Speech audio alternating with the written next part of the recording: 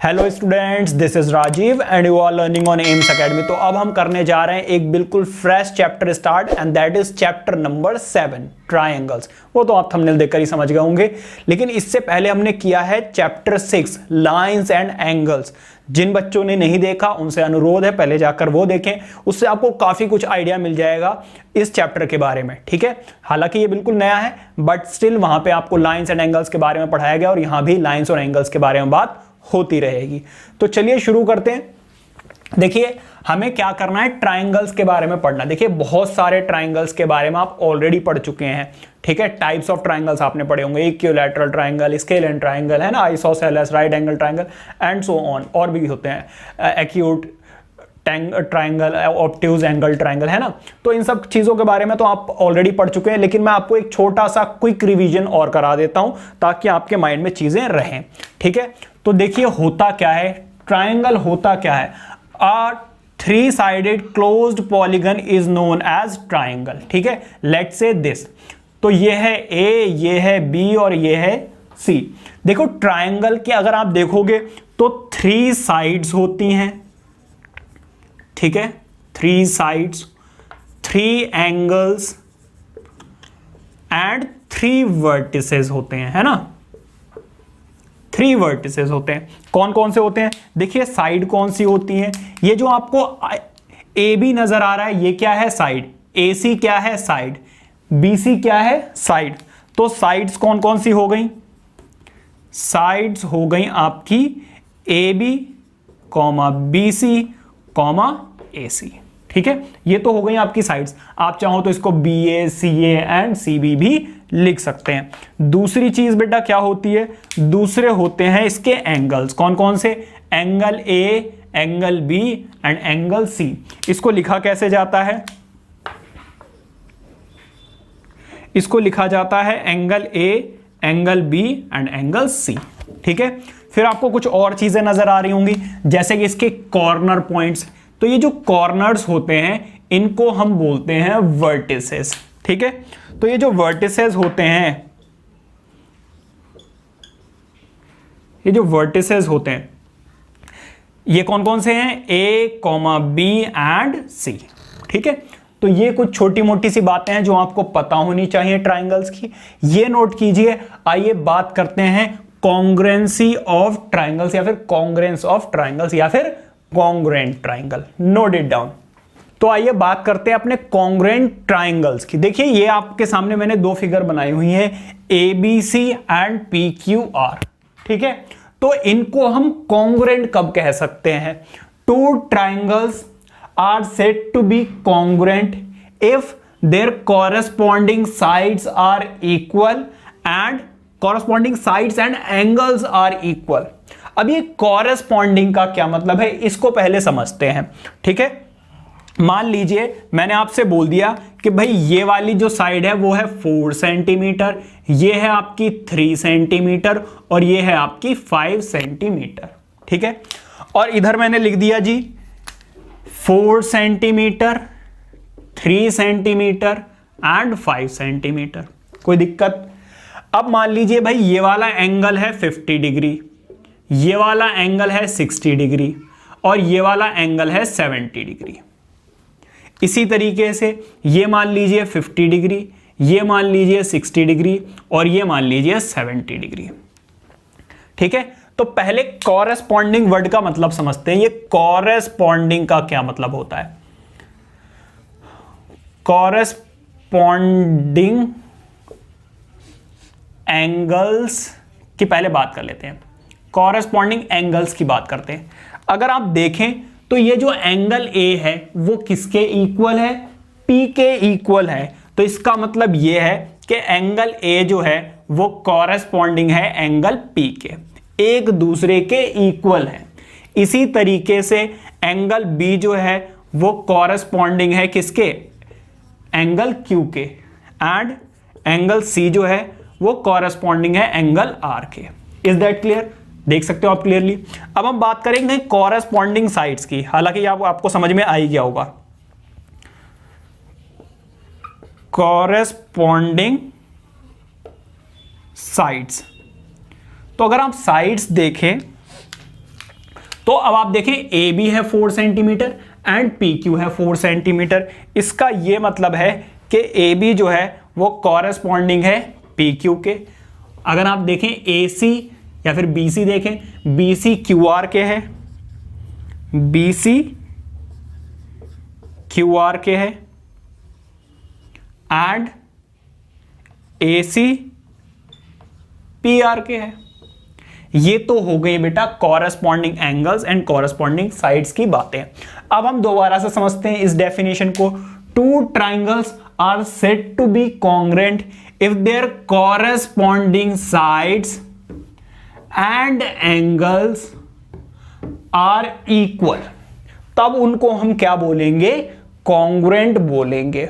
अब देखिए कॉन्ग्रुएंट लिखने का एक तरीका होता है। पहले तो आप ऐसे दो इक्वल लाइंस बनाते हैं और इसके ऊपर ऐसे उल्टा एस बना देते हैं, ठीक है। ये कॉन्ग्रुएंसी का साइन है।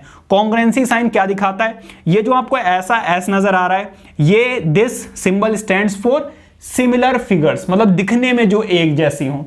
और इक्वल का तो आपको पता ही है, तो इसका क्या मतलब हो गया, जो दिखने में भी एक जैसी हो और इक्वल भी हो, तो उनको हम क्या बोलेंगे, कॉन्ग्रुएंट, ठीक है। अब ये जो कॉन्ग्रुएंट ट्राइंगल्स हैं इनको लिखेंगे कैसे, आप ऐसे लिखेंगे, triangle A B C is congruent to triangle what, P Q R. अगर आप सही से देखें, नोटिस अगर आप कर रहे हैं, तो मैंने कॉरेस्पॉन्डिंग एंगल ए जो है वो पी के साथ लिखा है, बी सेकंड नंबर पे है तो क्यू सेकंड नंबर पे, और जो सी है वो सेकंड नंबर पे, थर्ड नंबर पे है तो थर्ड नंबर पे मैंने आर को लिखा है। इसका मतलब इसके कॉरेस्पॉन्डिंग एंगल्स के अकॉर्डिंग मैंने लिखा है। या फिर अगर आप देखें तो ए बी के साथ में आपको नजर आएगा पी क्यू, और अगर और ध्यान से देखें तो बी सी के साथ में नजर आएगा आपको पी आर, और फर्स्ट और लास्ट में मैंने लिखा है ए सी, तो यहां पर भी पी और आर कहां लिखे हुए हैं, लास्ट में। तो इस तरीके से आप लिखोगे। इतना डिटेल में आपको जाने की जरूरत नहीं, बस इतना याद रखना, आपको कॉरेस्पॉन्डिंग एंगल्स के सामने कॉरेस्पॉन्डिंग एंगल लिखना है। मतलब अगर आप नंबर 1 पे पी ए लिख रहे हो तो नंबर 1 पे पी, क्योंकि ये इसके कॉरेस्पॉन्डिंग है। सेकंड नंबर पे अगर आप बी लिख रहे हो तो सेकंड नंबर पे क्या होना चाहिए, क्यू। थर्ड नंबर पे अगर सी है तो थर्ड नंबर पे आर होना चाहिए, ठीक है। ये नोट कीजिए। आइए देखते हैं कुछ और इंपॉर्टेंट चीजें, नोट इट डाउन। तो आइए देखते हैं कुछ और इंटरेस्टिंग बातें। देखिए जरूरी नहीं है कि कोई भी दो चीजें अगर दिखने में एक जैसी हैं तो वो कॉन्ग्रुएंट हो। अब आप क्लियरली देख सकते हैं ये बड़ा सर्कल है, ये छोटा सर्कल है, तो ऐसी चीजों को हम सिमिलर बोलते हैं, जो आप क्लास 10th में पढ़ेंगे, सिमिलैरिटी ऑफ ट्राइंगल्स। जैसा कि अगर आप वहां देखें और यहां देखें तो आपको वहां पर ट्राइंगल्स मिलेगा, लेकिन वहां पर सिमिलैरिटी, यहां पर कॉन्ग्रुएंसी है। और क्या हो सकता है, जैसे कि आप स्क्वायर देखें, स्क्वायर बड़ा भी हो सकता है, स्क्वायर छोटा भी हो सकता है। तो ये चीजें बेटा सिमिलर हैं, कॉन्ग्रुएंट नहीं है। दिखने में तो एक जैसी हैं लेकिन साइज क्या है, डिफरेंट है, ठीक है। अच्छा चलो इसकी बात करते हैं। देखो जरूरी नहीं है कि मैंने यहां पे 4 लिखा तो यहां पे 4 ही हो, यहां पे 3 है तो यहां पे 3 हो सकता है वो इस ट्राइंगल को पकड़े और ऐसे घुमाकर यहां पर बना दें। कैसे बन जाएगा फिर ये, जरा देखो, कुछ ऐसा फिर आपको नजर आएगा। P आ गया मान लीजिए यहां पर, R आ गया यहां पर, और Q आ गया यहां पर, ठीक है। अब आप देखिए इधर PQ है बेटा 4, मान लीजिए ये उन्होंने दे दिया 4 सेंटीमीटर, ये दे दिया आपको कितना 3 सेंटीमीटर, ये दे दिया 5 सेंटीमीटर, ठीक है। और आपको ये वाला दे दिया जी 60, ये दे दिया आपको कितना 70, और ये आपसे को दे दिया 50। अब आपसे पूछेंगे बताओ बेटा ये इसके कॉन्ग्रुएंट है या नहीं, आप बोलोगे ना जी ना, ये तो नहीं है। क्यों, क्योंकि यहां पर 4 और यहां पर कितना है 5 है। इतनी जल्दबाजी नहीं करनी है। आप देखिए ए बी यहां पर 4 है तो कोई बात नहीं, पी क्यू तो 4 है, तो इसका मतलब ये है कि ए बी के इक्वल तो पी क्यू है। भाई इसकी कॉरेस्पॉन्डिंग साइड तो मुझे मिल गई। इसी तरीके से ए सी देखो, क्या यहां पे कोई 3 सेंटीमीटर की साइड है, हाँ जी बिल्कुल है, पी आर। तो इसका मतलब यह है कि ए सी जो है वो इक्वल आ गया किसके, पी आर के। इसी तरीके से देखो जरा, क्या कोई बी सी 5 सेंटीमीटर की है कोई साइड यहां पर, हाँ जी क्यू आर तो है यहां पर, ठीक है भाई, क्यू आर आपके लिए है, तो बी सी के इक्वल आप क्या लिखोगे, क्यू आर। समझ में आ गई बात। तो इसका मतलब तीनों की तीनों साइडें इक्वल आ रही हैं। अब एंगल भी देख लेते हैं। यहां पर एंगल ए तो है भाई 60 डिग्री का, क्या कोई यहां पर एंगल दिख रहा है? हाँ जी बिल्कुल है, एंगल पी। एंगल बी के इक्वल, एंगल बी क्या है भाई 50 डिग्री, क्या कोई 50 डिग्री का एंगल है? हाँ जी बिल्कुल है। और एंगल सी के लिए कोई एंगल है क्या यहां पर? हाँ जी बिल्कुल है। इसका मतलब इसकी कॉरेस्पॉन्डिंग साइड्स भी इक्वल है और कॉरेस्पॉन्डिंग एंगल्स भी इक्वल है। यहां से बेटा आपको एक चीज पता चलेगी, क्या पता चलेगी भाई? CPCT, क्या पता चलेगा? बहुत काम की चीज पता चलने वाली है, दैट इज CPCT। क्या है इसकी full form? Corresponding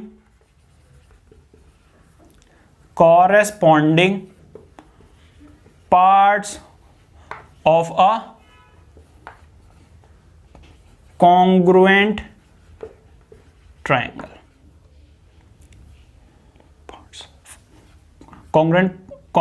corresponding parts of congruent triangles। ठीक है, ट्राइंगल, अरे यार क्या लिख रहा हूं मैं, एंगल्स। ठीक है भाई, बस।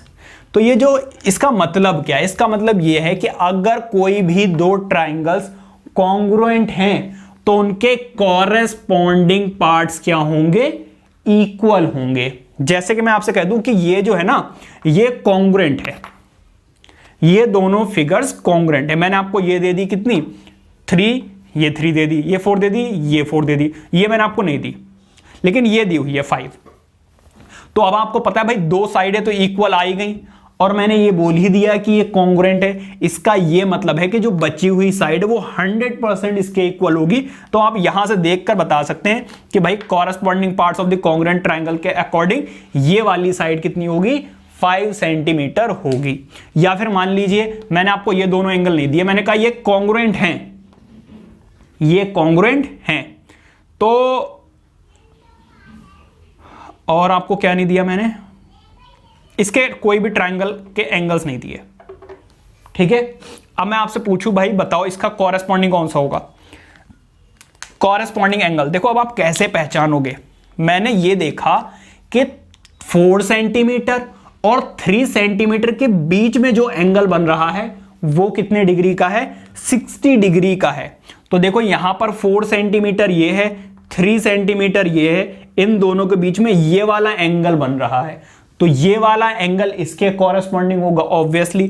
तो इसका मतलब ये कितने डिग्री का होगा? 60 डिग्री का होगा। तो मैं कहना क्या चाह रहा हूं कि अगर कोई भी दो ट्राइंगल्स कॉन्ग्रुएंट हैं तो उसके कॉरेस्पॉन्डिंग पार्ट्स जो हैं वो इक्वल होते हैं। समझ में आ गई बात?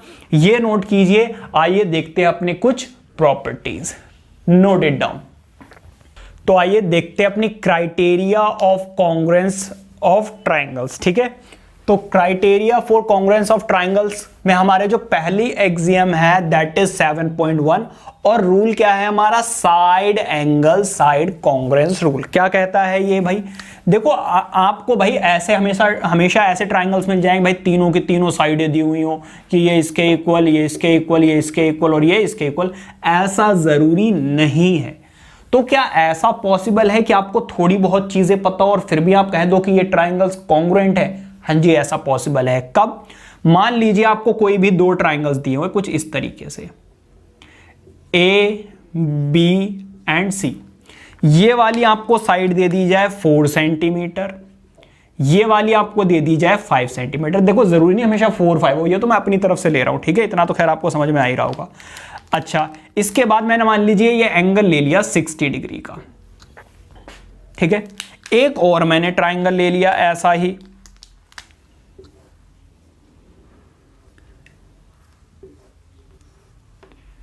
Which is PQR।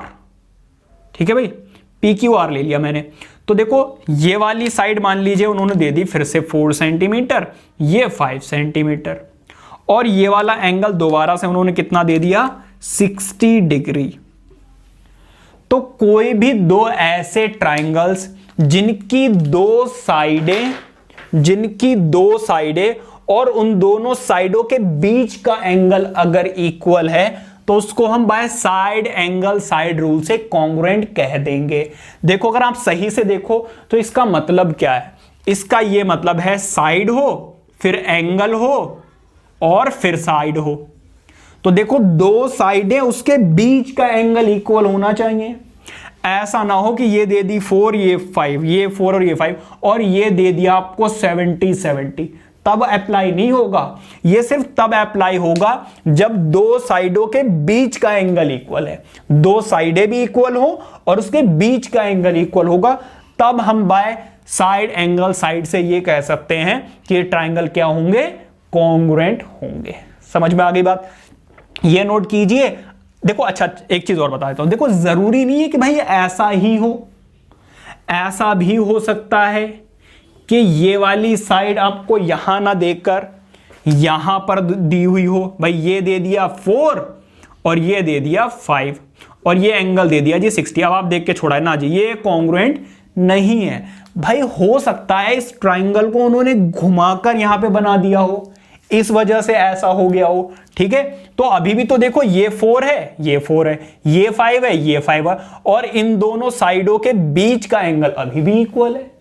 तो देखो बिल्कुल एज इट इज कॉपी आपको लिखा हुआ नहीं मिलेगा, आपको पहचानना पड़ेगा कि कौन सी कॉरेस्पॉन्डिंग साइड्स किसके इक्वल है और कौन सा कॉरेस्पॉन्डिंग एंगल किसके इक्वल है। समझ में आ गई बात, ये नोट कीजिए। आइए देखते हैं अपना एग्जांपल नंबर 1 और समझते हैं इस रूल को। Note it down. आइए देखते हैं अपना एग्जांपल नंबर 1 जो कि बेस्ड है हमारे रूल SAS पे। रीड कीजिए, OA is equals to OB and OD is equals to OC. Show that triangle AOD is congruent to triangle BOC and second part दिया हुआ AD is parallel to BC। Figure आपके सामने तैयार है। देखिए भाई एक बात बताइए, ये वाली साइड उन्होंने इसके इक्वल दे दी है, ये वाली साइड भी इसके इक्वल है। अब ये देखो ये दोनों angles by vertically opposite angles equal होंगे या नहीं होंगे, इसीलिए मैंने आप लोगों से अनुरोध किया है कि पहले आप लाइंस एंड एंगल्स देख कर आइए, क्योंकि वहां की बहुत सारी क्या ऑलमोस्ट सारी प्रॉपर्टीज यहां पर यूज होंगी, क्योंकि यहां पर भी देखो ये जो हम प्रूफ करेंगे वो वहीं से करेंगे। ठीक है, तो देखो आप लिखोगे कैसे, आप पहले लिखोगे इन ट्रायंगल कौन सा वाला, AOD। भाई आपने पहले लिया AOD, यहां पर BOC लिखोगे। आप क्या लिखोगे, BOC। देखो अब आपको कैसे पता चलेगा भाई BOC लिखे या COD लिखे, मैं आपको अभी समझाता हूं कैसे लिखोगे। एक बात बताओ, अगर मैं इसको ऐसे पकड़ के ओवरलैप कर दूं तो भाई ये वाली साइड इसके ऊपर आएगी, क्या ये वाली साइड इसके इक्वल है, नहीं है। तो अब आपको क्या करना पड़ेगा, इसको पकड़ना पड़ेगा और ऐसे घुमाना पड़ेगा और फिर ओवरलैप करना पड़ेगा। समझ में आ रही बात यानी। तो कोई भी दो चीजें अगर ओवरलैप कर जाती हैं तो उसको हम कॉन्ग्रुएंट बोलते हैं। जैसे कि आप मेरा हाथ देख सकते हो, इसके ऊपर कंप्लीटली क्या कर रहा है, ओवरलैप कर रहा है। इसका मतलब मेरे दोनों हाथ क्या है, कॉन्ग्रुएंट है। और अगर मैं इसको अपने नीचे देखूं तो मुझे नीचे वाला हाथ नजर नहीं आएगा। या फिर आप 10th क्लास की 2 बुक्स लीजिए, एक के ऊपर एक रखो, आपको नीचे वाली नजर नहीं आएगी। इससे हमारे एक बात और समझ में आती है कि कोई भी अगर दो कॉन्ग्रुएंट चीजें हैं तो वो कंप्लीटली ओवरलैप कर लेती हैं। समझ में आ गई बात। तो इसलिए मैंने इस पॉइंट को इसके इक्वल रखा है। ठीक है, तो अगर आपने COB लिख दिया तो आपका रिप्रेजेंटेशन गलत हो जाएगी। ठीक है, नाउ अब आते हैं अपने काम पर। मैं बोल रहा हूं कि AO is equals to BO। भाई रीजन के साथ में आपको बताना पड़ेगा। तो ये है बेटा आपको गिवन, क्वेश्चन में दिया, हम कुछ कर ही नहीं सकते। तो ये है क्या, ये है एक साइड। ठीक है, अब एक बात बताओ कि ये जो एंगल AOD है वो किसके इक्वल है, एंगल BOC के इक्वल है या नहीं है, ऑब्वियसली भाई। अब आपको देना पड़ेगा रीजन। रीजन क्या है भाई, रीजन है वर्टिकली ऑपोजिट एंगल्स, या फिर आप शॉर्ट में भी लिख सकते हो VOA। ठीक है, अच्छा ये क्या है, ये तो एक एंगल है, कोई बात नहीं भाई। अब आगे देखो, जो भाई DO है वो किसके इक्वल है, DO जो है वो CO के इक्वल है। ये भी आपको क्या है, गिवन है, यहां पे गिवन मैंने लिखा नहीं क्या, AO इज इक्वल टू, अच्छा एक चीज OD, अच्छा ये पैरेलल नहीं बेटा इक्वल है, ठीक है इक्वल लिख लेना। तो ये भी क्या आपको गिवन है, और ये भी क्या है, एक साइड है। एंगल और साइड में फर्क पता है ना, जो एक स्ट्रेट लाइन होती है ये साइड है, जो ऐसे एंगल बना रहे कॉर्नर बना रहे हैं वो एंगल होता है, ठीक है। तो आप देख सकते हैं AO क्या है, एक एंगल है, ठीक है। ये चीजें बेटा मैंने आपके 6 चैप्टर में बहुत अच्छे से डिटेल में समझाई हुई हैं। तो देखो यहां तो side angle side criteria rule लग रहा है, तो by side angle side criterion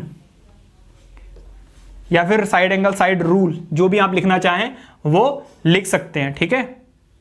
क्या आ जाएगा भाई, ट्रायंगल्स हो गए बेटा कॉन्ग्रुएंट, ठीक है, कॉन्ग्रुएंट आ गए। तो पहला पार्ट तो हमारा हो गया है प्रूफ, ठीक है, कि हमें क्या प्रूफ करना था कि ये दोनों ट्रायंगल्स कॉन्ग्रुएंट है, ये पहला पार्ट हो गया। अब आ जाओ दूसरे पार्ट पे। भाई दूसरे पार्ट को कैसे प्रूफ करोगे, देखो जब भी आपको दूसरे पार्ट को प्रूफ करना पड़ेगा आपको जरूरत पड़ेगी एक रूल की, एंड दैट इज CPCT, ठीक है। तो आप लिख सकते हैं, नीचे भी लिख सकते हो या यहां पर लिख दो बाय CPCT। CPCT क्या है, corresponding parts of the congruent triangle. बेटा अगर ये दोनों ट्राइंगल्स कॉन्ग्रुएंट हैं तो सीधी सी बात है ये वाला जो एंगल है वो इस वाले एंगल के इक्वल होगा ही होगा, सीधी सी बात है भाई। तो एंगल OAD किसके इक्वल होगा, एंगल OBC के, होगा या नहीं होगा। तो बाय कौन सा, देखो यहां पे Z फॉर्म हो रहा है, जहां पर Z फॉर्म होता है वो क्या होते हैं, ऑल्टरनेट इंटीरियर एंगल। क्या होते हैं, ऑल्टरनेट इंटीरियर या फिर ऑल्टरनेट एंगल्स से क्या हो जाएगा, साइड्स हो जाएंगी बेटा पैरेलल। क्या हो जाएगा, पैरेलल। आपको पता है अगर दो साइड्स पैरेलल है तो उसके ऑल्टरनेट इक्वल्स होते हैं, ऑल्टरनेट एंगल्स। और अगर ऑल्टरनेट एंगल्स इक्वल हैं तो साइड्स क्या हो जाती हैं, पैरेलल हो जाती हैं। समझ में आ गई बात। तो ये था हमारा एग्जाम्पल नंबर 1, ये नोट कीजिए। आइए देखते हैं अपना second rule, note it down. आइए देखते हैं अपना एग्जाम्पल नंबर 2। रूल नंबर 2 देखने से पहले हम एग्जाम्पल नंबर 2 देखेंगे, क्योंकि इस चैनल पे आपको देखने को मिलेंगे सारे के सारे एग्जाम्पल, सारी की सारी प्रॉपर्टीज, सारे के सारे क्वेश्चन के हर एक पार्ट। तो चैनल को इसी बात पे अभी कभी सब्सक्राइब कर लीजिए। चलिए देखते हैं अपना एग्जाम्पल नंबर 2। रीड कीजिए। AB is a line segment and line L is its perpendicular bisector. If a point P lies on L, show that P is equidistant from A and B. Diagram आपके सामने तैयार है। वो क्या कह रहे हैं, लाइन जो L है ना वो परपेंडिकुलर है BC पर और इसको बायसेक्ट भी करती है। अगर बायसेक्ट कर रही है तो भाई ये वाली साइड इसके इक्वल होगी, और परपेंडिकुलर है तो ये वाला एंगल और ये वाला एंगल 90 डिग्री होगा, ठीक है। अब वो कह रहा है आप ये शो कीजिए कि ये जो P है ना वो A और B से इक्वल डिस्टेंस पर है। इक्वल डिस्टेंस का मतलब आपको ये शो करना है कि ये वाली साइड इसके इक्वल है। समझ में आ गई बात। क्या करना है हमें, तो गिवन तो मैंने आपके लिए ऑलरेडी लिखा हुआ है। टू प्रूव देखते हैं। टू प्रूव हमें क्या करना है, basically AP is equals to BP। Clear हो गई बात। चलो अब देखो इन टेराइंगल कौन सा वाला टेराइंगल, ACP एंड ट्राइंगल कौन सा वाला, BCP। अब एक बात बताइए मुझे, मैं बोल रहा हूं कि AC is equals to BC। भाई क्यों, रीजन बताना पड़ेगा आपको। बिकॉज PC बाइसेक्ट्स AB, या फिर आप गिवन भी लिख सकते हैं। तो भाई ये क्या है, एक साइड है, सीधी सी बात है, एक साइड है। अब मैं बोल रहा हूं कि angle ACP is equals to angle BCP। अब आप चाहो तो ईच 90 डिग्री लिख दो, या आप ये लिख दो कि PC is perpendicular to AB। भाई ये क्या है, एक एंगल है। चलो जी, एक साइड मिल गई, एक एंगल मिल गया। और देखो जरा सही से, ये वाली साइड क्या है, कॉमन है। तो देखो दो साइड्स और उन दोनों साइडों के बीच का एंगल क्या है, इक्वल है। इसका मतलब यहां पर यही वाला रूल लगेगा। तो अब हम क्या लिखेंगे भाई, आप चाहो तो बेटा ऐसे लिख दो, PC कॉमन लिख दो, या PC is equal to PC, जैसा आपका मन हो वैसे लिख देना, क्योंकि कई जगह पर आपको सिर्फ PC एक बार लिखा हुआ मिलेगा और वहां पे लिखा रहता है कॉमन। ठीक है, तो वो भी सही है और ये भी सही है। ठीक है, तो अब देखिए, तो बाय कौन सा, साइड एंगल साइड क्राइटेरियन, या फिर रूल लिख दोगे तब भी काम चल जाएगा। मैं हर एक तरीके से करके दिखा रहा हूं कि आप कैसे कैसे लिख सकते हो, लेकिन ये चीजें बिल्कुल एज इट इज होनी चाहिए। ठीक है, अब अगर आप देखो कॉरेस्पॉन्डिंग, मैंने जो वर्टेक्स हैं, जो साइड्स हैं, जो एंगल्स हैं, वो बिल्कुल सेम जगह पे लिखे हुए हैं। ठीक है, तो अब देखिए, ये जो ट्राइंगल ACP है, ये बेटा आ गया कॉन्ग्रुएंट टू ट्राइंगल BCP। ठीक है, तो बाय CPCT, बाय CPCT क्या हो गया, AP is equals to BP। कैसे पता चला भाई, देखो ये दोनों ट्राइंगल्स क्या हैं, कॉन्ग्रुएंट। अगर ये वाली साइड इसके इक्वल है, ये वाली साइड कॉमन, तो ये वाली साइड इसके इक्वल होगी या नहीं होगी। क्यों होगी, क्योंकि अभी हमने पढ़ा है कि corresponding parts of the congruent triangle equal होते हैं। समझ में आ गई, इसीलिए। चलो जी, ये हो गया हमारा प्रूफ, ये नोट कीजिए। अब हम देखेंगे अपना next rule, note it down. आइए बात करते हैं अपने थ्योरम 7.1 की। वो क्या कह रहे हैं कि भाई कोई भी दो एंगल्स और उसके बीच की साइड अगर इक्वल, एक बार रीड कर लीजिए, two triangles are congruent if two angles and the included side of one triangle are equal to two angles and the included side of other triangle. देखिए इधर क्या कह रहे हैं भाई मान लीजिए आपको एक ट्राइंगल दिया हुआ है AB एंड C, ठीक है, और दूसरा दिया आपको PQR। अब थोड़ी देर के लिए मान लीजिए भाई ये है 50, ये है 60 और ये है 5 सेंटीमीटर। इसी तरीके से अगर ये हो 50, ये हो 60 और ये हो 5, तो कोई भी दो एंगल्स इक्वल हो और उसके बीच की साइड अगर इक्वल हो जाए, बिल्कुल इससे पहले वाला जो हमने रूल पढ़ा था भाई कोई भी दो एंगल्स और उसी के बीच वाली साइड अगर इक्वल हो, तब वो क्या होंगे, कॉन्ग्रुएंट होंगे, अदरवाइज नहीं होंगे। समझ में आ गई बात। तो ये नोट कीजिए। आइए देखते हैं अपनी next property, note it down. इसी तरीके से हमारी जो थर्ड रूल है वो क्या कह रहे हैं कि अगर कोई भी दो पेयर ऑफ एंगल्स इक्वल हो जाए और एक कोई भी साइड, इस बार बीच की नहीं, इस बार साइड में होनी चाहिए, तब ट्राइंगल्स क्या हो जाएंगे, कॉन्ग्रुएंट। एक बार रीड कीजिए क्या बोल रहे हैं वो, two triangles are congruent if any two pair of angles and one pair of corresponding sides are equal. क्या कहना चाह रहे हैं वो समझिए इधर कि भाई कोई भी दो ट्राइंगल है, मान लीजिए फिर से AB एंड C, ठीक है, और कोई भी एक ट्राइंगल है PQR। अरे भाई बहुत छोटा बन गया, गलत बात, इतना छोटा बनाओगे तो देखने में मजा नहीं आएगा। कोशिश कीजिए दिखने में कम से कम सेम हो, ठीक है, मतलब कम से कम सेम तो हो दिखने में, अभी भी नहीं है, खैर कोई बात नहीं। मान लीजिए भाई दो एंगल दिया हो इक्वल, ठीक है, कौन कौन से, मान लीजिए ये दिया हो आपको 60, ये दिया हो आपको 50। जरूरी नहीं है देखो हमेशा 50-60 हो, तो मैं अपनी तरफ से ले रहा हूं, ठीक है, और ये 60 और ये 50। देखो बीच वाली अगर साइड इक्वल हो गई तब तो सीधी सी बात है वो एंगल साइड एंगल वाली क्राइटेरिया बन जाएगी, ठीक है। इस बार वो क्या कह रहे हैं कि या तो ये वाली साइड इसके इक्वल आ जाए या ये वाली इसके इक्वल आ जाए, तो अब भी ये क्या हो जाएंगे, कॉन्ग्रुएंट हो जाएंगे। क्यों, देखो ये एंगल है, ये एंगल है, ये साइड, तो ऐसे देखोगे एंगल एंगल साइड, अगर ये वाली इक्वल हुई, अगर इधर हुई इक्वल तब भी एंगल एंगल साइड, ठीक है। तो हमेशा ऑर्डर में जाते हैं। तो इस तरीके से अगर कोई भी ट्राइंगल हुए तो हम ये प्रॉपर्टी यूज कर लेंगे। अब इसका एक एग्जाम्पल दिया हुआ है, वो भी देखते हैं।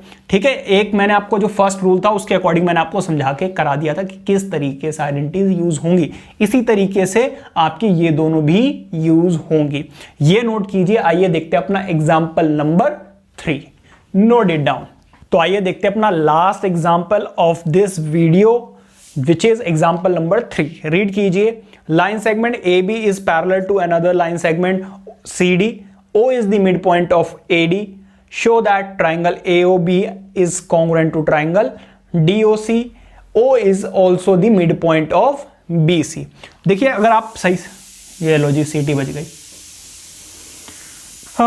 सीटों से परेशान हूं मैं तो। देखो इधर हम देखो O is the midpoint of BC का क्या मतलब है, ये वाली साइड भी, अरे अब बच जान दो पहले सही से। तो देखो इधर अगर ये मिड पॉइंट है तो BO और CO क्या होंगे, इक्वल होंगे। अगर आप ये भी शो कर दोगे तो मिड पॉइंट आप प्रूफ कर देंगे। तो देखो इधर अब आप कैसे लिखेंगे, इन ट्राइंगल कौन सा वाला, एक तो AOB एंड ट्राइंगल DOC। अगर आप कंफ्यूज रहते हैं भाई किस तरीके से कौन सा कॉरेस्पॉन्डिंग एंगल होगा इस टाइप के, क्योंकि यहां पे एंगल्स तो दिए हुए नहीं, तो जो आपको दिया हुआ है एज इट इज वही लिखिए। ठीक है, अब देखिए इधर, अब इसमें मैं प्रॉपर्टी लगाने वाला हूं। देखो ये वाला एंगल इस वाले एंगल के इक्वल होगा या नहीं होगा, ऑब्वियसली होगा। क्यों होगा भाई, AOB is equals to DOC, जैसा लिखा हुआ वैसे ही लिखो। ठीक है, रीजन बेटा क्या है, वर्टिकली ऑपोजिट एंगल, आप पूरा लिखेंगे। ठीक है, तो ये क्या है, एक एंगल। इसके बाद जो AO है वो इक्वल है DO के। भाई ये क्या है, गिवन है, गिवन लिख दो या फिर लिख दो O is the mid point of AD, एक ही बात है। तो ये क्या है आपका एक, ओहो क्या लिख रहा हूं भाई, ये एंगल है, ये साइड है। ठीक है, अरे यार एंगल का साइन लगाना भूल गया, ये कर क्या रहा हूं, मेरा दिमाग सीटी पे चल रहा है। ठीक है भाई, ऐसे लगा लेना। अच्छा, इसके बाद अब क्या रह गया, ये वाला एंगल इसके इक्वल, ये वाली साइड इसके इक्वल। अब बचा ये वाला एंगल। देखो ये वाला एंगल इसके इक्वल होगा। क्यों होगा, क्योंकि AB जो है वो CD के पैरेलल है। अगर पैरेलल है तो यहां पे Z फॉर्म हो रहा है, Z फॉर्म हो रहा है तो इसका मतलब ऑल्टरनेट इंटीरियर एंगल्स क्या होते हैं, इक्वल होते हैं। तो इसका ये मतलब है कि OAB जो है वो इक्वल होगा ODC के। रीजन क्या होगा भाई, ऑल्टरनेट एंगल्स। ठीक है भाई, और ये क्या है, एक एंगल है। क्लियर है, तो बाय कौन सा रूल, बाय ASA क्राइटेरियन या फिर रूल, ट्राइंगल्स क्या हो गए, कॉन्ग्रुएंट। तो भाई कॉन्ग्रुएंट तो हमने प्रूव कर दिया है। ठीक है, अब क्या बचा, अब बचा है बेटा आपका सेकंड पार्ट, बाय CPCT। देखो एक बात बताओ, अगर ये दोनों ट्राइंगल्स कॉन्ग्रुएंट हैं तो ये वाली साइड इसके इक्वल होगी या नहीं होगी। तो अब आपको कुछ भी करने की जरूरत नहीं है। By CPCT CO is equals to BO, hence O is the midpoint of BC। समझ में आ गई बात, O क्या हो गया, BC का मिड पॉइंट हो गया। तो ये था बेटा आपका इंट्रोडक्शन ऑफ एक्सरसाइज 7.1 और आपके 3 एग्जाम्पल्स। अब हम नेक्स्ट वीडियो में मिलेंगे जिसमें हम करने वाले हैं अपनी एक्सरसाइज 7.1। तो चैनल को अभी कभी सब्सक्राइब कीजिए, बेल आइकन को ऑन कीजिए, और वीडियो पसंद आई तो वीडियो को लाइक करके अपने फ्रेंड्स के साथ शेयर करना भी ना भूलें, और बेल आइकन को ऑन रखें ताकि जैसे ही मैं आपके लिए नेक्स्ट वीडियो मतलब कि एक्सरसाइज अपलोड करूं आपके पास नोटिफिकेशन सबसे पहले पहुंच जाए। Till then keep studying, take care, bye bye.